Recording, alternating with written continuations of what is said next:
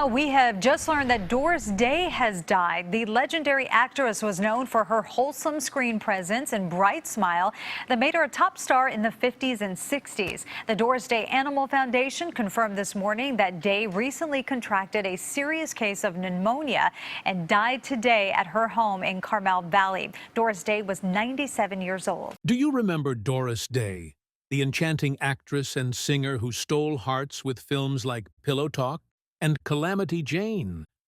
She was America's beloved star, a cheerful girl next door who seemed to have it all. But behind that radiant smile lay a series of tragic stories that no one saw coming. Doris was a dancer until a devastating accident shattered her dreams. Yet, that was just the beginning of her struggles. What other heartbreaking events haunted her life? Let's uncover the hidden pain behind Hollywood's brightest smile. Early life. Doris Day, born Doris Mary Ann Kappelhoff on April 3, 1922, had a childhood dream of becoming a dancer. She was captivated by ballet and tap, mastering the steps and gaining attention in her hometown of Cincinnati, Ohio. At just 15, she won a local dance contest, and her ambition to dance professionally soared. But fate had other plans. On October 13, 1937, her life changed in an instant.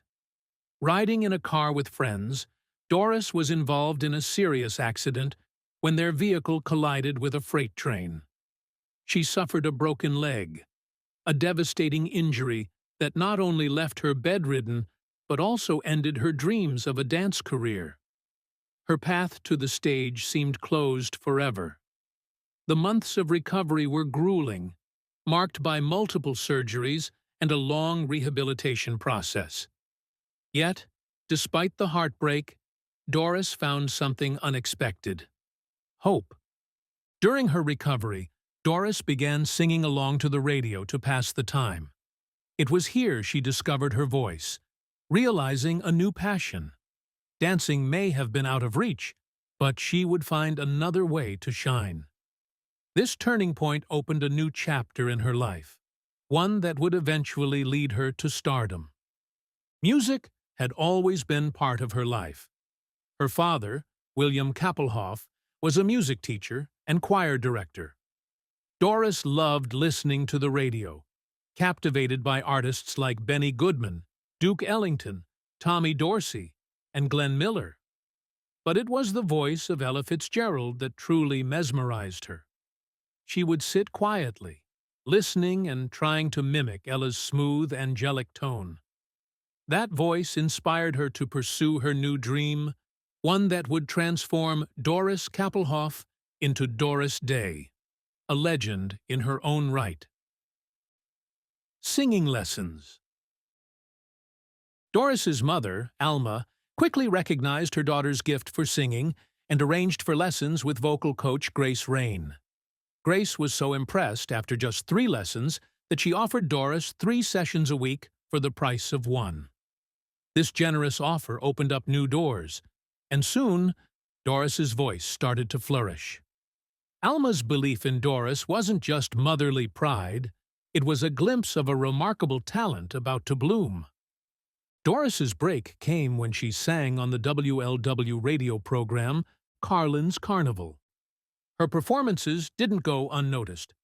Bandleader Barney Rapp took interest in her and suggested she adopt a new stage name, Doris Day, inspired by the song Day After Day. From then on, her career moved rapidly.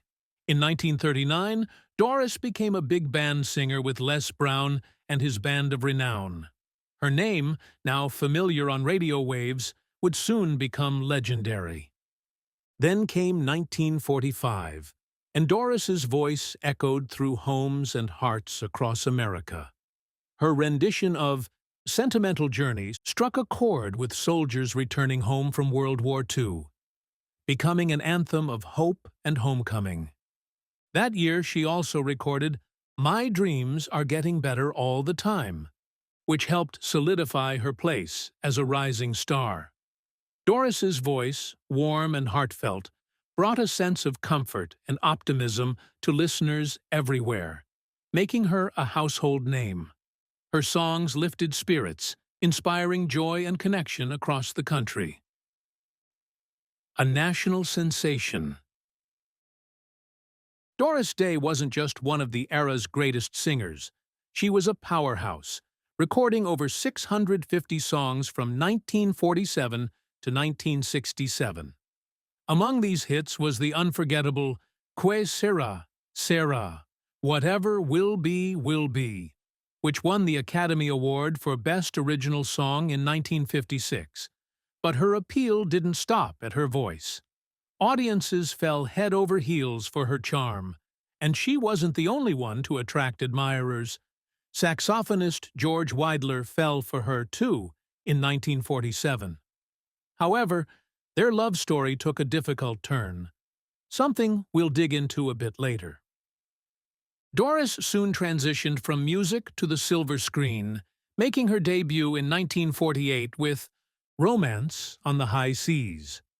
Her talent and charisma shone through, launching her film career. She dazzled in a wide range of roles, from musicals to romantic comedies, where her girl next door charm won over viewers. Her standout role in Calamity Jane brought her even more acclaim, featuring her iconic performances of songs like Secret Love and The Deadwood Stage, which have stayed beloved by audiences through the years. As Doris rose in Hollywood, her role in the 1959 romantic comedy Pillow Talk opposite Rock Hudson solidified her status as a true film icon. The movie was a massive success, but during this time, she faced a personal ordeal that nearly derailed her career, a story we'll delve into soon.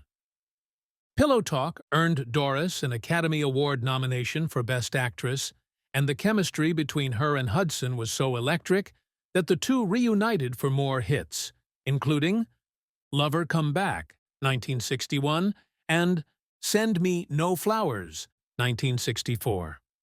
Despite Hollywood's evolving tastes, Doris remained a top box office draw. In 1966, she starred in the spy comedy The Glass Bottom Boat, which was another crowd-pleaser. While her later films, like Caprice and With Six You Get Egg Roll, didn't earn critical acclaim, they performed well commercially. Through the 1960s, Doris held her place as one of the top box office stars and was even voted the #1 female box office star 4 years in a row in the early 60s, a record that still stands today. First marriage. Being a top star wasn't all glamour for Doris Day. It took a toll on her relationships, though troubles in love weren't new to her. Even before Hollywood, Doris had already faced heartbreak. Her first marriage, to Al Jordan, marked a painful chapter in her life.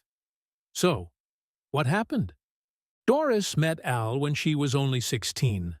Al was a trombonist, 7 years older, with a brooding charm that captivated young Doris. Against the advice of family and friends, she married him in 1941 when she turned 19, swept away by a romance that felt thrilling and intense. At first, their marriage was filled with passion, but Al's dark side soon surfaced. He was possessive and prone to jealousy, and his fits of rage made their relationship turbulent. Despite the hardships, Doris tried to keep hope alive. She was young and optimistic, holding on to the belief that things might improve. But did they? Single motherhood. On February 8, 1942, Doris welcomed her only child, Terry Melcher, born Terrence Paul Jordan, in New York City. But the joy of Terry's birth was quickly clouded by the worsening chaos in her marriage. Al's abusive behavior reached new heights, and Doris realized she had to protect both herself and her son. Shortly after Terry was born, she made the courageous choice to leave Al. They divorced in 1943, and Doris moved back to Cincinnati with her infant son, seeking refuge with her family. This was a challenging period for Doris. She had to cope with single motherhood while still grappling with the emotional scars of her troubled marriage. Despite everything, Doris was devoted to Terry and worked tirelessly to provide him with a stable and loving home. Balancing her career and motherhood, she ensured that Terry was surrounded by love and support. Growing up, Terry was immersed in the entertainment world, which would later inspire his own career path. After her marriage with Al ended, Doris found herself standing at a new starting point. She was young, hurting, and uncertain about what the future held. But her resilience shone through. She immersed herself in her music and acting, channeling her pain into her art. Singing, her first love, became her sanctuary. And as she poured her heart into her work, her career began to rise. Doris eventually found herself in another romance. She married saxophonist George Weidler in 1946. But this marriage was short-lived and, unfortunately, didn't bring the happiness she had hoped for. It was a difficult chapter, yet it helped Doris realize that she deserved respect and joy in her relationships. Sadly, she lost sight of these lessons when she met Marty Melcher. What happened between them was nothing short of heartbreaking. Doris met her third husband, Marty Melcher, in an unexpected twist of fate. It was the early 1950s, and Doris was already making a name for herself in Hollywood. Her agent, Al Levy, introduced her to Marty, a film producer who was known for his talent-spotting abilities. Marty quickly recognized Doris's potential and seemed deeply invested in her career and well-being.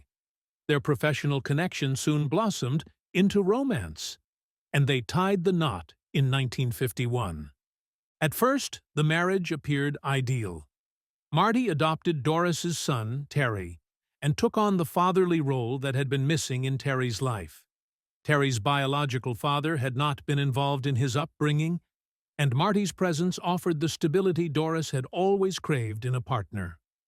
As her manager, Marty was instrumental in helping her land some of her most memorable roles. For a while, it seemed that Doris had found a devoted husband and a strong business partner in one. But as the years passed, Marty's management began to take a dark turn. His controlling nature emerged, and the financial decisions he made on Doris's behalf would ultimately have disastrous consequences. After Marty's passing in 1968, Doris uncovered a financial nightmare. She was millions of dollars in debt. She learned that Marty and his business partner had mismanaged her finances, a betrayal that shook her deeply. Yet, Doris didn't let this betrayal destroy her. She faced the challenge head-on, determined to rebuild. Financial crisis. After Marty's passing, Doris was determined to rebuild both her life and career. She took legal action against Jerome Rosenthal, her late husband's business partner, ultimately winning a settlement. But the journey was anything but easy. Amid this tough period, Doris stumbled into an unexpected opportunity: television. Marty had signed her up for a TV show without her consent, and while she was initially hesitant, Doris chose to honor the contract. This decision led to the creation of The Doris Day Show. In 1968, the show became an instant hit, running for 5 successful seasons until 1973. It allowed Doris to showcase her talent, as the series evolved from a traditional family sitcom to a more career-focused narrative for her character. This versatility kept the show fresh, with each season bringing new scenarios for viewers to enjoy. The Doris Day Show was packed with memorable moments that highlighted Doris's charm and natural talent for comedy. In its first seasons, the show centered on Doris Martin, a widow who returns to her family's farm with her 2 young sons. The rural setting led to plenty of heartwarming and funny moments as Doris adjusted to farm life. One memorable episode featured her attempts to manage daily chores on the farm, resulting in a series of hilarious mishaps that underscored her knack for physical comedy. As the show progressed, Doris's character moved from country life to a career in San Francisco, which gave the series a fresh twist. One standout storyline was Doris's job at Today's World magazine, where her encounters with quirky co-workers, particularly her amusingly uptight boss, Mr. Nicholson, brought plenty of laughs. Each shift in setting and storyline showcased her adaptability as an actress, and Doris's ability to take on these different roles made it the Doris Day Show a staple of American television. Style and guest appearances. Doris Day was a style icon, and the Doris Day Show only cemented her reputation. Her character's wardrobe was chic and timeless, with fashionable outfits that became fan favorites. One standout scene saw Doris's character taking part in a fashion show, where she modeled a range of outfits with a mix of elegance and humor, embodying both glamour and charm.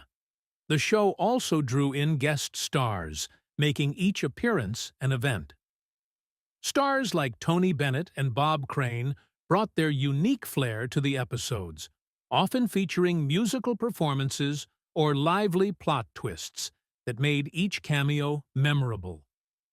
Beyond the comedy, the show also touched on meaningful themes. Doris's character often faced real-life challenges, like juggling work with family obligations. One especially touching episode showed her comforting a friend in need, offering heartfelt support and compassion. Moments like these allowed Doris to shine, showing her depth as an actress and making her character relatable and lovable. When The Doris Day Show wrapped up in 1973, fans had mixed feelings. After 5 years on air, the show had become a regular fixture in many households, and its end was bittersweet. The final season had introduced some major changes, with several characters leaving and the storyline shifting in a way that felt different from the show's original charm. But Doris's character, who had grown from farm life to city life over the years, left a lasting impression, her journey resonating deeply with viewers who had grown alongside her. Success and later years. During the Doris Day Show's run, Doris's finances finally began to stabilize. The show's success brought her a steady income and allowed her to reclaim control over her career and finances.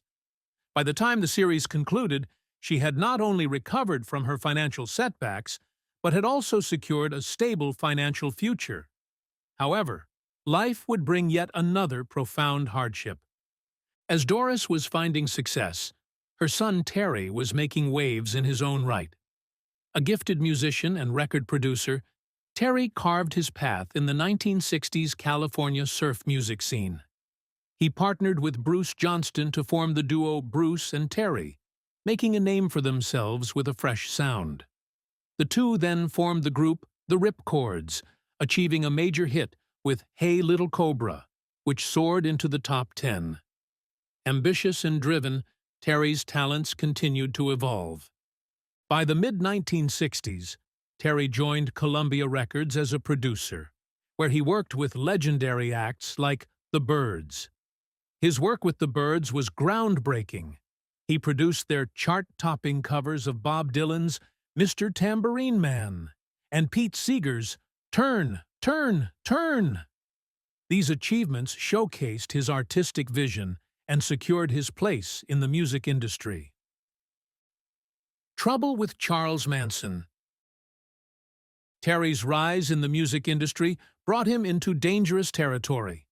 In 1968, Charles Manson, then an aspiring musician with a dark reputation, approached Terry hoping for a record deal.